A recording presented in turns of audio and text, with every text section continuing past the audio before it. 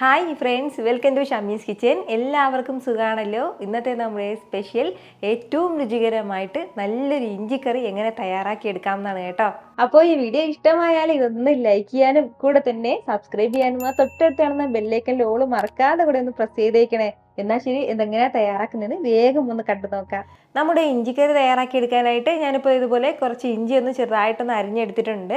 150 gram അളവിലാണ് കേട്ടോ ഇഞ്ചി എടുത്തിട്ടുള്ളത്. എന്നിട്ടൊരു സ്ലൈസറിൽ വെച്ചിട്ടോ അല്ലാന്നുണ്ടെങ്കിൽ കത്തി ഉപയോഗിച്ചോ എല്ലാം ഒരേ കനത്തിൽ വരുന്ന രീതിക്ക് ഒന്ന് അരിഞ്ഞെടുക്കണം. എങ്ങാനും ചിലത് കനം കൂടിയും കനം കുറഞ്ഞൊക്കെ വരികയാണെന്നുണ്ടെങ്കിൽ പലതിനും പല വേവായി പോവും. അതിൻ്റെ പേരിലാണ് കേട്ടോ ഞാനിപ്പോൾ എടുത്ത് പറയുന്നത്. ഇതിനോടൊപ്പം പിന്നെ നമുക്ക് ഇതിലേക്ക് വേണ്ടത് ചെറുതായിട്ട് അരിഞ്ഞെടുത്ത ചെറിയുള്ളിയും കൂടിയാണ്. 50 ഗ്രാം അളവിലാണ് ഞാനിപ്പോൾ ചെറിയുള്ളി ഒന്ന് അരിഞ്ഞെടുത്തിട്ടുള്ളത്. സവാള എടുക്കരുത്, ചെറിയുള്ളി തന്നെ നമുക്ക് ഇതിന് വേണ്ടിയിട്ട് ആവശ്യമായിട്ടുണ്ട്. ഇതിനോടൊപ്പം തന്നെ പിന്നെ നമുക്ക് വേണ്ടത് പുളിയാണ്. 25 ഗ്രാം അളവിലാണ് പുളി എടുത്തിട്ടുള്ളത്. ചെറിയൊരു നെല്ലിക്ക വലുപ്പത്തിനുള്ള പുളിയാണ്. ആ പുളി ഒന്ന് ചെറു ചൂടുവെള്ളത്തിലിട്ട് വെച്ചിരിക്കുകയാണ് കേട്ടോ. അപ്പോൾ ഇത്രയൊക്കെ ഫസ്റ്റ് ഒന്ന് റെഡിയാക്കി വെച്ച് കഴിഞ്ഞാൽ വേഗം തന്നെ നമുക്ക് ഇഞ്ചിക്കറി തയ്യാറാക്കി തുടങ്ങാവുന്നതാണ്.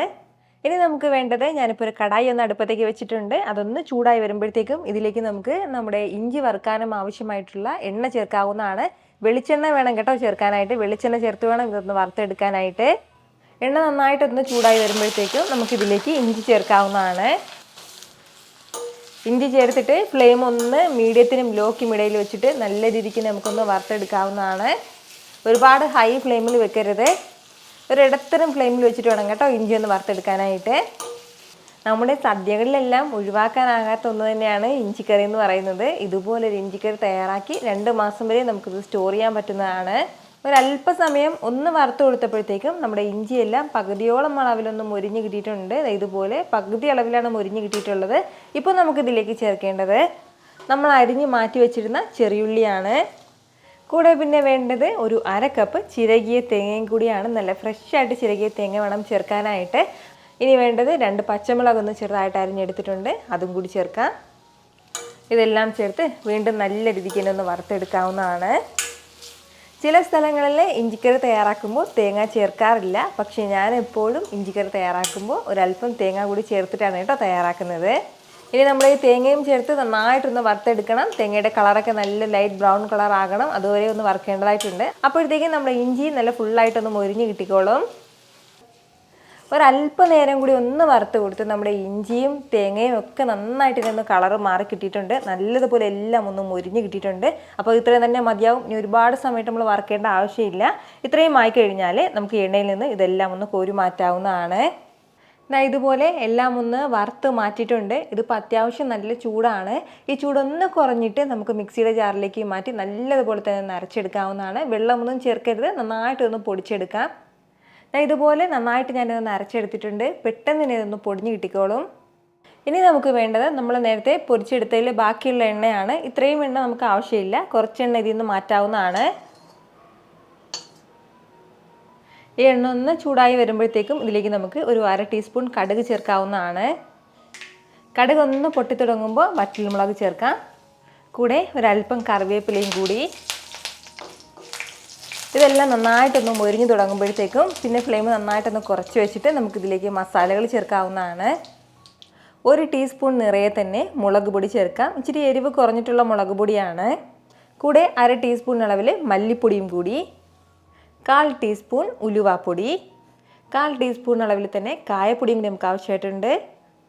ഇനി വേണ്ടത് മഞ്ഞൾപ്പൊടിയാണ്. 1/2 ടീസ്പൂൺ മഞ്ഞൾപ്പൊടി ചേർക്കാവുന്നതാണ്. ഇത്രയും മസാലകളും ചേർത്ത് നല്ല രീതിക്ക് നമുക്കൊന്ന് വഴറ്റി കൊടുക്കാം.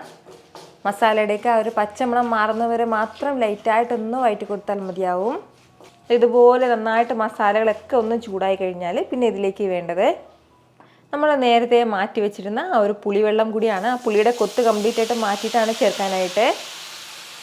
ഇനി നമ്മുടെ ഈ പുളിവെള്ളം നല്ല രീതിക്ക് ഒന്ന് തിളച്ച് വരട്ടെ. ഇതുപോലെ ഒന്ന് തിളച്ച് തുടങ്ങുമ്പോഴത്തേക്കും പിന്നെ ഇതിലേക്ക് ഒരു 1/2 കപ്പ് നല്ല ചൂട് വെള്ളം കൂടി ചേർക്കാം. തിളച്ച വെള്ളം വേണം ചേർക്കാനായിട്ട്. കൂടെ തന്നെ നമ്മളിത് അരച്ച് മാറ്റി വെച്ചിരുന്ന നമ്മുടെ ഇഞ്ചിയുടെ മിക്സും കൂടെ ചേർക്കാവുന്നതാണ്. ഇഞ്ചിയുടെ മിക്സും ചേർത്ത് നല്ല രീതിക്ക് എല്ലാം കൂടി ഒന്ന് യോജിപ്പിച്ച് കൊടുക്കാം. നന്നായിട്ട് ഇതുപോലെ ഒന്ന് മിക്സ് ചെയ്ത് എടുത്തിട്ടുണ്ട്. അപ്പോൾ നമ്മൾ ഇതുവരെ ഇതിലേക്ക് ഉപ്പ് ചേർത്തിട്ടില്ല. ആവശ്യമായിട്ടുള്ള ഉപ്പ് ഈ ഒരു സമയം വേണം ചേർക്കാനായിട്ട്. ഞാനിതിലേക്ക് ഒരു 1/4 ടീസ്പൂൺ ഉപ്പാണ് കേട്ടോ ചേർക്കുന്നത്. ഇനി ഒരു 5 മിനിറ്റ് മീഡിയം ഫ്ലെയിമിൽ നല്ല രീതിക്ക് ഒന്ന് തിളക്കട്ടെ. അപ്പോഴത്തേക്കും ഈ ഗ്രേവി കുറച്ചും കൂടി ഒന്ന് വറ്റി കിട്ടും. ഞാൻ ഇതിപ്പോൾ ഇങ്ങനെ ഒന്ന് തിളയ്ക്കാൻ തുടങ്ങിയിട്ട് ഏകദേശം ഒരു 5 മിനിറ്റും കൂടി ആയിട്ടുണ്ട്. അത്രയും സമയം കൊണ്ട് തന്നെ നമ്മുടെ ആ ഗ്രേവി എല്ലാം നന്നായിട്ടൊന്ന് വറ്റി കിട്ടിയിട്ടുണ്ട്. ഇത്രയും കട്ടിക്കാണ് കേട്ടോ ഞാനിപ്പോൾ തയ്യാറാക്കി എടുത്തിട്ടുള്ളത്. ഇനി കുറച്ചുകൂടി ലൂസായിട്ട് വേണമെന്നുണ്ടെങ്കിൽ അങ്ങനെ ചെയ്തെടുക്കാം. അതൊക്കെ നമ്മുടെ ഇഷ്ടമാണ്. ഇതിന്നും കട്ടിയായി പോകരുത്, അതൊന്ന് പ്രത്യേകം ശ്രദ്ധിച്ചേക്കണം. ഇത്രയും ആയിക്കഴിഞ്ഞാൽ ലാസ്റ്റിൽ നമുക്ക് ചേർക്കേണ്ടത് 1 ടേബിൾ സ്പൂൺ നിറയെ പൊടിച്ച ശർക്കരയും കൂടിയാണ്. അല്ലാന്നുണ്ടെങ്കിൽ ശർക്കരയുടെ ഒരു ചെറിയൊരു പീസ് ചേർത്ത് കൊടുത്താലും മതിയാവും. നമ്മൾ ഈ ശർക്കര ചേർക്കുമ്പോൾ മാത്രമാണ് നമ്മുടെ ഇഞ്ചിക്കറിയിലെ ആ ഒരു എരിവും പുളിയും മസാലകളും ഒക്കെ ഒന്ന് ബാലൻസ് ആയി കിട്ടുന്നത് കേട്ടോ. ആദ്യം കുറച്ച് ശർക്കര ഇതുപോലെ ചേർക്കാം. കൂടുതൽ ശർക്കര വേണമെന്നുണ്ടെങ്കിൽ പിന്നീട് എക്സ്ട്രാ ചേർക്കാവുന്നതാണ്. നമ്മൾ ഇഞ്ചിക്കറിയിൽ പ്രത്യേകം ശ്രദ്ധിക്കണം, മധുരം ഒരുപാട് ഫ്രണ്ടിൽ നിൽക്കരുത്. ലൈറ്റായിട്ടുള്ളൊരു മധുരം മാത്രം മതിയാവും. ബാക്കിയുള്ള മസാലകളുടെ ടേസ്റ്റ് ഉണ്ടാവണം. അപ്പോൾ നമ്മുടെ ശർക്കരയൊക്കെ ചേർത്ത് നന്നായിട്ടൊന്ന് യോജിപ്പിച്ചെടുത്തു കഴിഞ്ഞാൽ നമ്മുടെ സൂപ്പർ ടേസ്റ്റി ആയിട്ടുള്ള ഇഞ്ചിക്കറി ഇവിടെ റെഡി ആയിട്ടുണ്ട്. അപ്പോൾ നമ്മുടെ സദ്യകളിലൊക്കെ ഒഴിവാക്കാനാകാത്ത ഒന്ന് തന്നെയാണ് ഇഞ്ചിക്കറി. അതല്ലാതെ തന്നെ ഇഞ്ചിക്കറി പ്രിയപ്പെട്ടവരായിട്ട് ഒരുപാട് പേരുണ്ട്. ഇതുപോലൊരു ഇഞ്ചിക്കറി തയ്യാറാക്കി നന്നായിട്ട് തണുത്ത് കഴിഞ്ഞിട്ട് നമുക്ക് ഫ്രിഡ്ജിൽ സൂക്ഷിക്കാവുന്നതാണ്. ഫ്രിഡ്ജിലാണ് കൂടുതൽ നാളിത് കേടാകാതെ ഇരിക്കുന്നത്. 2 മാസം കൂടുതലും നമുക്കിത് ഫ്രിഡ്ജിൽ സൂക്ഷിക്കാം കേട്ടോ. അത്രയൊന്നും പോവില്ല. ആ ഒരു 1-2 ആഴ്ച കൊണ്ട് തന്നെ ഇത്രയും ഇഞ്ചിക്കറി ഒന്ന് തീർന്നിട്ടുണ്ടാവും. ഉറപ്പായിട്ടും ഇതുപോലെ ഒരു ഇഞ്ചിക്കറി നിങ്ങളും വീട്ടിലൊന്ന് തയ്യാറാക്കി നോക്കിയിട്ട് നിങ്ങളുടെ ഫീഡ്ബാക്ക് എനിക്കൊന്ന് മറക്കാതെ അറിയിച്ചേക്കണം. കാരണം നിങ്ങളുടെ ഫീഡ്ബാക്ക് കാണുമ്പോഴായിരിക്കും അത് മറ്റുള്ളവർക്കും തയ്യാറാക്കി നോക്കണം എന്നുള്ളൊരു പ്രചോദനം ഉണ്ടാവുന്നത്. ഇത്ര എളുപ്പത്തിലും രുചികരമായിട്ടാണല്ലേ നമ്മൾ തയ്യാറാക്കി എടുത്തിട്ടുള്ളത്. അപ്പോൾ ഇത് ഇഷ്ടമായാൽ ഇതൊന്ന് ലൈക്ക് ചെയ്യാനും കൂടെ തന്നെ നിങ്ങളുടെ ഫ്രണ്ട്സിനും ഫാമിലിക്കും എല്ലാവർക്കും ഇതൊന്ന് ഷെയർ കൂടി ചെയ്ത് കൊടുത്തേക്കണം. ഇതുപോലുള്ള റെസിപ്പിക്ക് വേണ്ടിയിട്ട് നമ്മുടെ ഷാമീസ് കിച്ചൻ ചാനൽ ഫോളോ ചെയ്യാനും സബ്സ്ക്രൈബ് ചെയ്യാനൊന്നും ആരും മറക്കരുത്. വീണ്ടും നല്ലൊരു ഷാറ് വീഡിയോ ആയിട്ട് നാളെ കാണാം. അതുവരേക്ക് എല്ലാവരും ഹാപ്പി ആയിട്ടിരിക്കുക, സന്തോഷമായിട്ടിരിക്കുക, എല്ലാവരും സേഫ് ആയിട്ടിരിക്കണം. Take care friends. ടാറ്റാ.